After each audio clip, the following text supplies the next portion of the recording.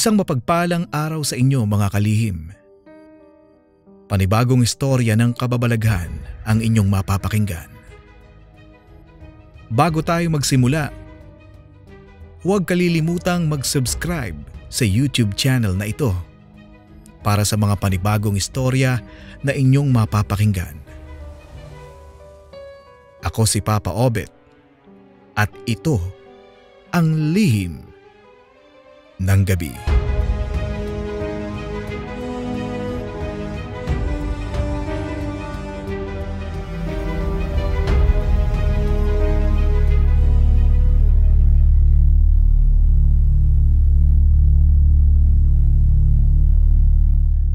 Alam kong maraming naniniwala sa mga aswang.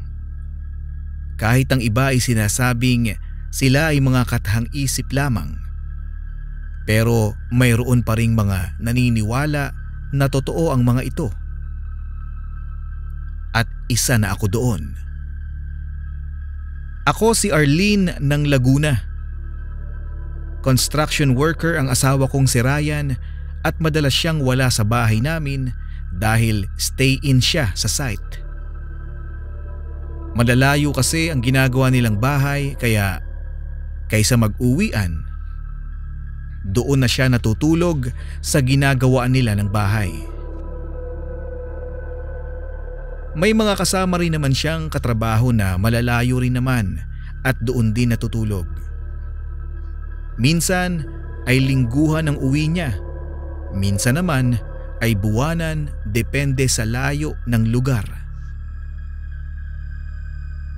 Pero noong buntis ako sa una naming anak, sumama ako sa asawa ko dahil ayaw kong maiwang mag-isa sa bahay namin.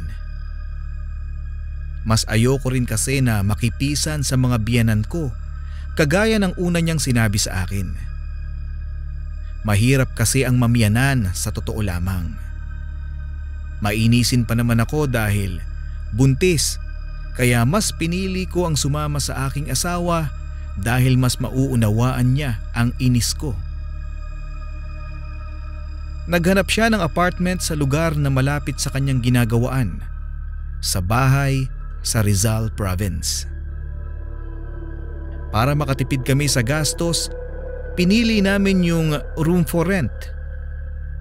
Sa isang bahay, may 4 na kwarto at yun ang pinapaupahan. 2 ang kwartong nasa itaas at 2 naman sa ibaba. May umuupa na sa 3 kwarto at nasaktuhan na kakaalis lang daw ng isang umuupa sa ibaba kaya nabakante ang kwarto. Iisa lang ang banyo, kusina at sala ng bahay at lahat ng nakaupa ay gumagamit ng mga iyon. Mababait naman ang mga nakaupa. Busy nga lang sila sa kanilang mga trabaho kaya gabi na kung umuwi. Pero ilang araw na kaming nakatira doon ay hindi pa namin nakikita yung nakatira sa isang kwartong katapat ng silid na inuukupan namin.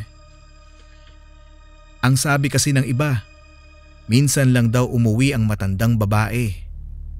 Nagpupunta raw kasi iyon sa kanyang mga anak. May pamilya na raw ang mga anak nito at ayaw naman makisama ng babae dahil mahirap daw pakisamahan ang manugang. Kaya mas pinili nito na umupa na lang. Wala naman daw problema sa pera ang matanda dahil sustentado naman daw ng kanyang mga anak. Mahigit 1 linggo na kaming nakatira sa paupahang bahay nang biglang dumating ang matandang babae. Sa tingin ko ay siya ang umuupa sa kabilang kwarto dahil may sarili siyang susi ng bahay. Mag-isa lang ako sa bahay ng oras na iyon dahil lahat ng mga kasama ko ay nasa trabaho. 3:00 na ng hapon nang dumating ang matanda. Nagulat pa ako dahil paglabas ko ng silid namin para pumunta sa banyo ay siya agad ang una kong nakita. Parang nagulat din siya sa akin. Medyo nailang ako sa kanya lalo na sa paraan niya ng pagtitig sa akin. Parang tagusan ang kanyang tingin. Umiwas ako ng tingin at nagpunta na sa banyo. Kabado ako noon kaya panay na lamang ang dasal ko na sana ay pumasok na siya sa silid pagkalabas ko ng banyo. Pero nang lumabas ako, nabigla ako dahil siya ang bumungad sa akin pagkabukas ko ng pinto ng banyo. Magsi-CR po ba kayo, Manang? Ang tanong ko sa kanya. Ngumiti siya pero kinilabutan ako sa mga ngiting iyon. Kakaiba siyang ngumiti. Parang may ibig sabihin. Hindi. Natutuwa lang ako. Ngayon lang kita nakita dito sa bahay. Bago ka lang ba? May kasama ka? Tanong niya sa akin na tinanguan ko lang. Buntis ka? Tanong niya ulit. Napahawak ako sa tiyan ko na 4 na buwan na. Hindi ko siya sinagot dahil kinilabutan ako sa mga sinabi niya. Dali-dali akong bumalik sa kwarto namin at inilock ang pinto. Hindi na ako lumabas noon at hinintay ko na lang ang asawa ko na dumating. Tinawagan ko siya at sinabihan na bumili ng maraming bawang bago umuwi. Nang makauwi siya, agad niya akong tinanong kung para saan ang mga bawang na pinamili. Bakit ang dami mong bawang na pinabili? Naglilihi ka ba rito? Mabilis kong kinuha ang mga bawang at inilagay sa gilid ng higaan ko. Nagtataka ang asawa ko kung bakit ganoon ang naging kilos ko. Sinabi kong may kakaibang matanda kaming kasama sa bahay na pakiramdam ko ay aswang dahil sa talim niyang tumingin sa tiyan ko. Napagalitan pa ako ng asawa ko dahil sa aking mga sinabi. Huwag daw ako basta-basta nagbibintang lalo kung hindi ko naman kilala ang isang tao. Pero naniniwala pa rin ako sa kutob ko. Mas okay na ang mag-ingat kaysa magsisi sa huli. Wala namang mawawala. Ilang araw na akong naiiwan sa malaking bahay dahil lahat sila ay nasa trabaho maliban sa matandang babae na nakatira sa katapat na silid namin. Hindi ako lumalabas ng kwarto dahil natatakot talaga ako sa kanya. Kapag wala ang asawa ko, ikinakalat ko ang bawang sa palibot ng silid namin para may proteksyon ako. Maya-maya nakarinig ako ng yabag sa itaas na silid. Sa una ay mabagal ang hakbang na parang normal na naglalakad lang siya. Dinig na dinig ko dahil kahoy lang ang sahig sa itaas. Nilagyan lang ng plywood sa kisame ang mga silid sa ibaba para hindi nalalaglag ang alikabok mula sa itaas sa tuwing magwawalis o gumagalaw ang mga nakatira doon. Ang yabag ng matanda ay unti-unting bumibilis na para bang may hinahabol pero paikot-ikot lang naman siya sa loob ng kanyang silid. Dahil sa takot ko, dinampot ko ang bawang at nagsimula na akong magbalat. Hindi ko na napansin na marami na pala akong nababalatan at napupuno na ng amoy ang buong kwarto. Lalong lumalakas ang yabag ng matanda sa itaas. Nasasabayan na ito ng kalampag ng mga kasangkapan. Para na siyang nagwawala sa itaas. Maya-maya ay may naririnig akong huni na kakaiba. Parang ibon o kaya naman ng daga. Mabilis kong dinanganan ng lamesa namin ang pinto dahil inisip ko na baka pasukin ako sa kwarto. Ipinatong ko pa sa ibabaw ng lamesa ang mabibigat naming gamit para kung sakaling magpumilit pumasok ay hindi niya magagawang itulak ang pinto. Ilang minuto lang ang lumipas, may kumakatok na sa labas ng pinto ng kwarto namin. Sa una ay normal na katok lamang. Hanggang sa naging marahas na. Maya-maya ay nagsalita na ang matanda sa labas ng pinto.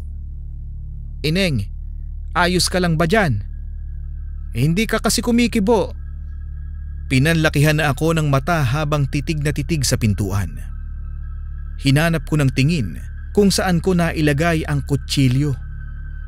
Nang makita ko ito ay dali-dali ko itong kinuha. Hinawakan ko ito ng mahigpit at inihanda ko na ang aking sarili sakaling sumalakay siya. Ineng, Ineng! Nandyan ka ba? Ang sabi ng matanda. Normal naman ang boses niya pero pinaninindigan ako ng balahibo. Pakiramdam ko ay may kakaiba talaga. Nasa labas siya ng pinto ng silid namin at kumakatok pa rin siya doon. Pero ang ingay sa kwarto niya ay nananatili pa rin. Nagtataka ako kung nasa ibaba siya. Bakit may mga yabag pa rin sa kwarto niya? Bakit may naririnig pa rin akong huni ng hayop doon? Muli niya akong tinawag. Ineng! Ineng! Nag-aalala ako sa'yo. Sumagot ka. Ayos ka lang ba dyan? Kanina ka pa kasi hindi lumalabas ng kwarto mo. Buntis ka pa naman. Ay baka mamaya kung napapaano ka na dyan. Nakita kong hindi maayos ang lagay ng bata sa sinapupunan mo. Ang sabi ng matanda. Doon na ako lalong kinabahan. Paano niyang nalaman? Inisip kong baka niloloko niya lang ako para lumabas ng silid. Ayos lang po ako, Manang. Huwag niyo po akong alalahanin. Sagot ko para hindi na niya ako kulitin. Ganun ba? Sige. Sabihan mo lang ako kapag kailangan mo ng tulong. Ang sagot ng matanda. Pagkasabi niya noon ay naglakad na siya papalayo. Narinig ko pa ang yabag niyang umakyat sa hagdan. Nang makapasok na siya sa kanyang silid, bigla na lang nawala ang mga ingay doon. Mahigit 1 oras din ang katahimikan sa loob ng bahay. Pero patuloy lang ako sa pakikiramdam. Maya-maya ay naramdaman kong pumipintig ang tiyan ko. Parang may sumasakit sa loob. Habang tumatagal ay tumitindi ang sakit. Hanggang sa parang may kung anong pumipiga sa loob. Naramdaman kong parang may kamay na humahawak sa tiyan ko. Sa takot ko, dali-dali kong inalis yung lamesa para makalabas ako ng bahay. Pagkalabas ko ng kwarto, sinalubong ako ng mabahong amoy. Naghahalo ang amoy na malansa at maantang langis. Nanunuot iyon sa aking ilong kaya hindi ko mapigilan ang maduwal. Pakiramdam ko ay bumabaliktad na ang aking sikmura. Mas lalo kong naramdaman ang kirot sa tiyan na para bang may humahalukay. Ang anak ko, hindi ako papayag na mawala ka sa akin. Natatakot ako pero nilalakasan ko lang ang loob ko. Pagkalapit ko sa pintuan, sira na ang doorknob. Nakasara ang pinto at hindi ko alam kung papaano bubuksan dahil ang butas ng doorknob ay sinalpakan ng kahoy. Pilit ko itong hinahatak para matanggal pero sobrang tigas. Hindi ko mahatak. Kinuha ko ang cellphone sa bulsa ko at tinawagan ko na si Ryan. Ryan, umuwi ka muna, dalian mo. Nakulong ako dito sa bahay. Sira ang doorknob. Hindi ako makalabas. Halos pabulong kong sabi para hindi marinig ng matanda. Nataranta naman ako nang marinig ko si Manang na nagsimula na namang mag-ingay sa itaas. Narinig ko na naman ang yabag niya. Lumabas siya ng silid at tinungo ang hagdan. Lalo akong kinabahan. Pinagsisira ko ang kahoy na nakapasak sa butas ng pinto gamit ang hawak kong kutsilyo. Pinilit kong sirain ang pinto. Pawis na ako dahil sa pagod at kaba. Maya-maya ay narinig ko ang matanda na nasa hagdan na. Dinig na dinig ko ang yabag niyang bumababa sa hagdan. Pero nang lumingon ako, Wala naman siya doon.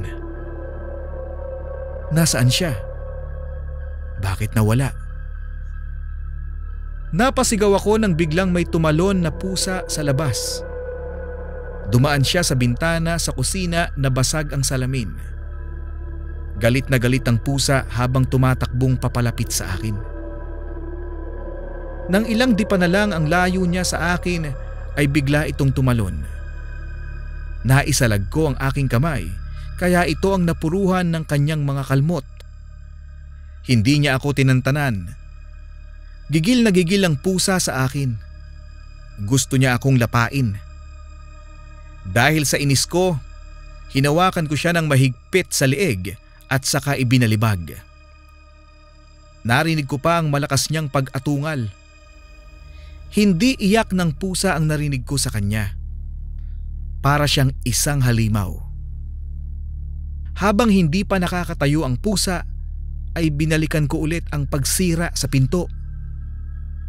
Umiiyak na ako habang pinagtututusok ng kutsilyo ang kahoy na nakapasak sa butas.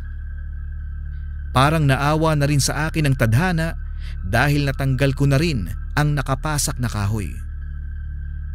Mabilis kong binuksan ang pinto at saka dali-daling lumabas ng bahay.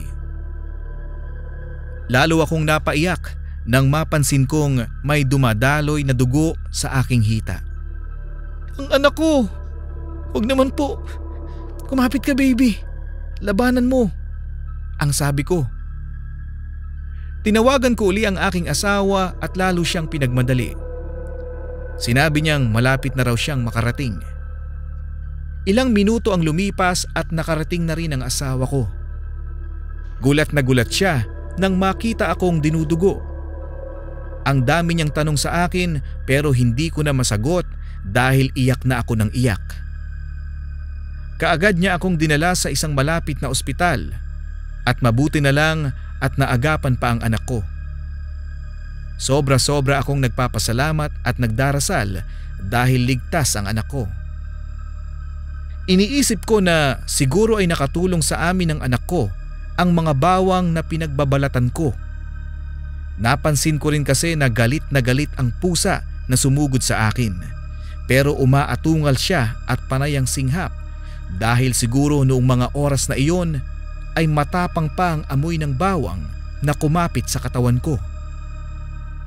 Sa dami kasi ng nabalatan at nadikdik ko ay nag-amoy bawang na ako. Yun din marahil ang dahilan kung kaya't hindi mapakali yung matanda sa itaas ng bahay. Salamat din talaga at sumunod ang asawa ko na bumili ng 2 kilong bawang na iyon. Bago kami lumabas ng ospital, ikinuwento ko sa asawa ko ang nangyari. Kaya hindi na niya ako napilit na bumalik pa sa bahay na iyon. Pinakuha ko na lang sa kanya ang mga gamit namin at sinabing ihatid na lang niya ulit ako sa amin. Doon na lang muna ako sa nanay ko hanggang sa ako ay makapanganak. Habang nasa biyahe kami ni Ryan papunta sa mga magulang ko, sinabi niya sa akin na wala na raw ang matanda nang kunin niya ang mga gamit namin sa paupahang bahay. Umalis daw nang hindi nagpapaalam, sabi ng mga ka-roommate namin. Doon ko naisip na talagang aswang ang babae. Kaya naisip ko na baka siya rin yung pusang sumalakay sa akin. Hindi ko lang talaga alam kung bakit galing siya sa labas ng bahay. Siguro ay nagsaaswang saka tumalon sa labas dahil may bintana sa itaas ng bahay. Baka hindi nakayanan ang amoy ng bawang. Napanatag na ako dahil natakasan namin ang matandang aswang. Hindi pa rin ako nagpakampante hanggat hindi ko na ipapanganak ang baby ko. Pagka-uwi ko sa magulang ko, lahat ng utos nila ay sinunod ko. Kasama na doon ang mga pangontra sa aswang dahil malakas daw ang pang-amoy ng mga ito. Alam daw talaga nila na mayroong buntis sa isang bahay kaya gumagawa sila ng paraan para makapambiktima. Pero hindi naman kami papayag na may sumalakay uling aswang sa amin. Palagi akong nakahanda at nag-iingat para sa aking anak. At diyan po nagtatapos ang ating istorya. Maraming salamat po sa inyong pakikinig.